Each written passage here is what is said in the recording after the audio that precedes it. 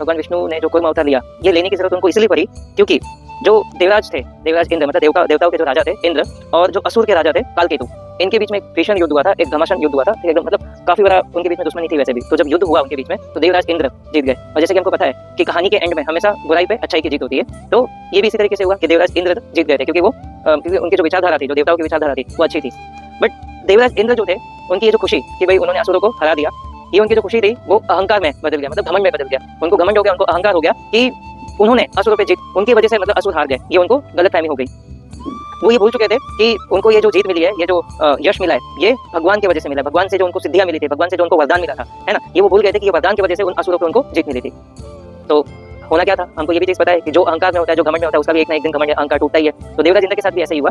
देवराज इंद्र और असुर के जो गुरु थे शुक्राचार्य, ये दोनों गए भगवान शिव के पास संजीवनी मंत्र को हासिल करने के लिए। दोनों भगवान शिव के पास गए कि हमको संजीवनी मंत्र दे दो ताकि हम कभी मर ना सके और हम जिसको भी चाहे उसको हम लोग जीवित कर सके। तो भगवान शिव भी चालक थे, भगवान शिव बोले तो है, बट वो कैपेबल होता है तो ही उनको वो चीज देते, फिर वो असुर हो या वो देवता हो या वो भगवान हो, है ना, वो किसी को भी वरदान दे देते, बट वो कैपेबल होने चाहिए। तो उन्होंने एक परीक्षा दिया दोनों का, बोला कि संजीवनी मंत्र मैं उन्हीं को दूंगा जो तब करेगा, बट तब भी कैसा करेगा कि सूखी पत्तियां जो थी, उस सूखी पत्तियों के दुआ में जो तब करेगा, संजीवनी मंत्र में उसी को ही दूंगा। तो देवराज इंद्र को लगा कि ये तो कोई नहीं कर सकता, कि भाई दुआ में कोई तब कैसे कर सकता है, बट जो असुर देवता थे, है ना, शुक्राचार्य, उन्होंने इस परीक्षा को बोला कि ठीक है मैं ये चीज करूंगा, और उन्होंने इस चीज को हासिल भी कर लिया, ठीक है, उन्होंने परीक्षा पास भी कर लिया, और भगवान शिव ने ये जो संजीवनी मंत्र था, ये गुरु शुक्राचार्य को दे दिया।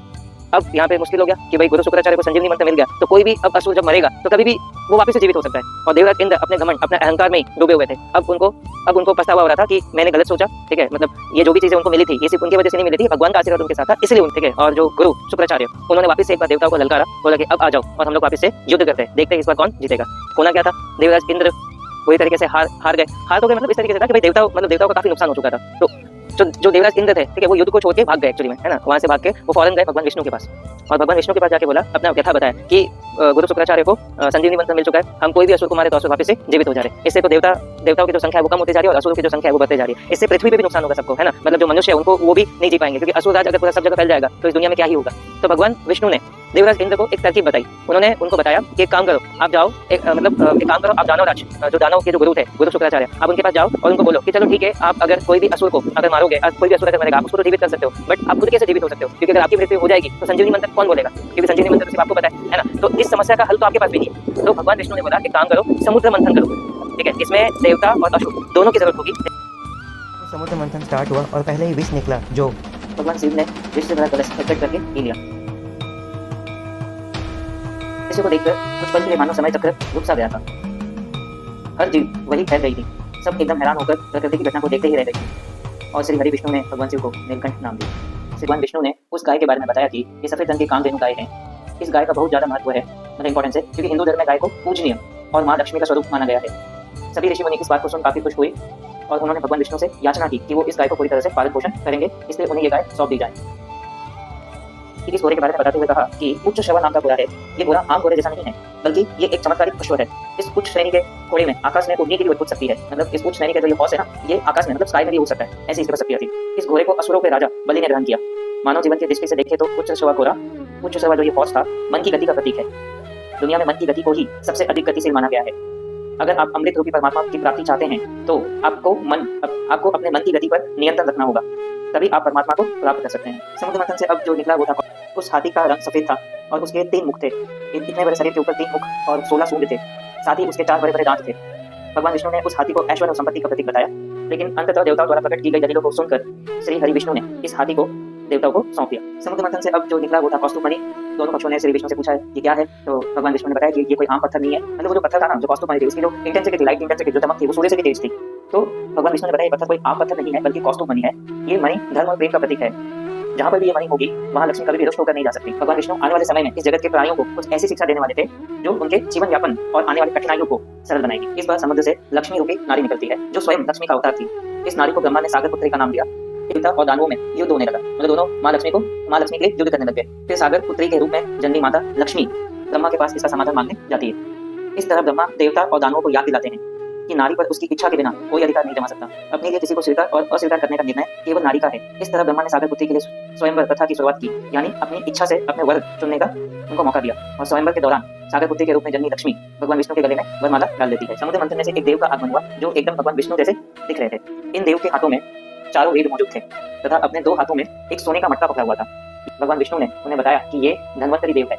ये वही देव है जो युगों युगों तक धरती पर सभी प्रकार की बीमारियों का इलाज करने के देवता कहलाएंगे। इनके हाथों में चारों वेद हैं। इनके हाथ में आयुर्वेद है। आयुर्वेद ऐसा साधन बनेगा जो व्यक्ति को गंभीर रोगों से लड़ने में मदद देगा। ठीक उनके हाथ में जो स्वर्ण कलश मौजूद है उसी के अंदर आपका अमृत मौजूद है। असुर और देवता स्वर्ण कलश के ऊपर झपट पड़े। उन्होंने जल्द से जल्द उस स्वर्ण कलश को छीनने की कोशिश की, लेकिन वो इस कार्य में असफल रहे। उसके पश्चात भगवान विष्णु ने कुछ ऐसा खेल रचा कि अमृत कलश असुरों तक पहुंच ही ना सका, क्योंकि शायद भगवान ये बात जानते थे कि अगर असुरों तक अमृत पहुंचेगा तो वो इसका गलत ही उपयोग करेंगे।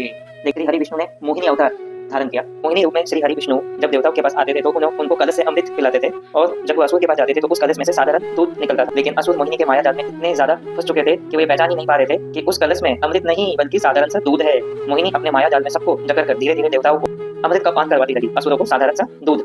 यही क्रम चलता रहा। फिर एक दानव स्वर्भानु देवताओं की कतार में जाकर चुपके से बैठ गया।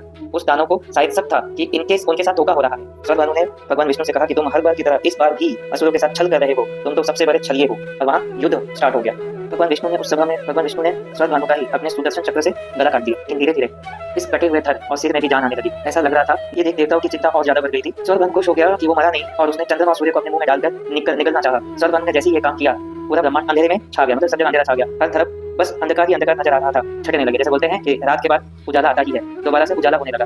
मानो कुछ चमत्कार हो, जैसे कोई बहुत बड़ा संकट टल गया हो।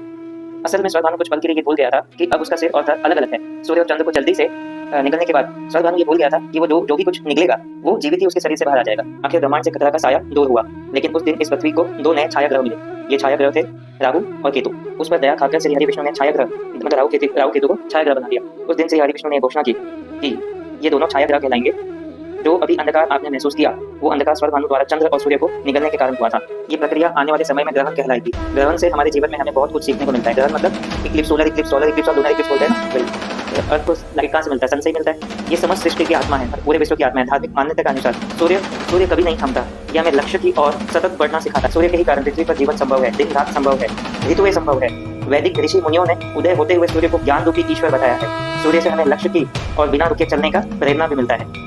सूर्य से हमें परिस्थितियों से लड़ना सीखना चाहिए। जब भी सूर्य पर ग्रहण लगता है वो इन परिस्थितियों से घबराता नहीं है, डटकर इन परिस्थितियों का सामना करता है। श्री हरि विष्णु ने सबको बताया कि आध्यात्मिक रूप से देखा जाए तो समुद्र का अर्थ है शरीर, और मंथन से अमृत और विष दोनों निकलते हैं। मानव जीवन से मेल खाते हैं। जैसे देवता सकारात्मक सोच और समझ को दर्शाते हैं, वही असुर नकारात्मक सोच एवं बुराइयों के प्रतीक है। समुद्र मानव के दिमाग के समान है, जिसमें कई तरह के विचार एवं इच्छाएं की उत्पत्ति होती है। समुद्र की जो लहरें होती है ना, और समुद्र मानव के दिमाग के समान, जिसमें कई तरह के विचार एवं इच्छाएं की उत्पत्ति होती है। और समुद्र के लहरों के समान ये भी समय समय पर बदल जाता है। मंदार पर्वत अर्थात मन और धार पर्वत आपकी एकाग्रता को दर्शाती है। एकाग्रता मतलब कॉन्सेंट्रेशन, क्योंकि ये एक ही दिशा में सोचने की बात कहता है। भगवान विष्णु ने कूर्म अवतार इसलिए लिया क्योंकि अहंकार को हटाकर समुद्र मंथन का सारा भाग वो अपनी पीठ पर लेंगे तो सब कुछ संभव होता। ऐसे ही हमें भी अहंकार को हटाकर सबके हित में अथवा एकाग्रता की राह पर चलना चाहिए, कॉन्सेंट्रेशन की राह पर चलना चाहिए। विष या हलाहल जीवन से जुड़े दुख और परेशानियों का प्रतीक है। विष को पीने वाले महादेव बाधाओं को दूर करना सिखाते हैं। मोहिनी यानी ध्यान को भटकाना, जो हमें हमारे लक्ष्य से दूर करता है। अमृत हमारे लक्ष्य यानी जीवन की सार को दर्शाता है, जीवन को दर्शाता है। मंथन के दौरान पाई जाने वाली वस्तुएं सिद्धियों की प्रतीक है, जो ये सिद्धियां भौतिक सुख दूर करने के बाद हमें प्राप्त होती है। परिस्थितियों कितनी भी बुरी क्यों ना हो, कभी भी निराश नहीं होना चाहिए हम लोगों को। कोई ना कोई मार्ग अवश्य निकल आता है और स्थिति पहले जैसे ही हो जाती है। ये थी समुद्र मंथन की कहानी। उम्मीद करता हूँ आप सब लोगों को अच्छा लगा होगा और आप इस कहानी से कुछ ना कुछ सीखे होंगे, और इस नए साल से आप कुछ ना कुछ बातों को अपने जीवन में ग्रहण करेंगे। आप सबको हैप्पी न्यू ईयर, और उम्मीद करता हूँ कि आपका आने वाला जो साल है वो खुशियों से भरा हो, ज्ञान से भरा हुआ हो, और अंधकार से आप लोग दूर रहें। अगर आप लोगों को ये वीडियो अच्छा लगा हो तो प्लीज सब्सक्राइब, लाइक और शेयर कीजिएगा। Thank you.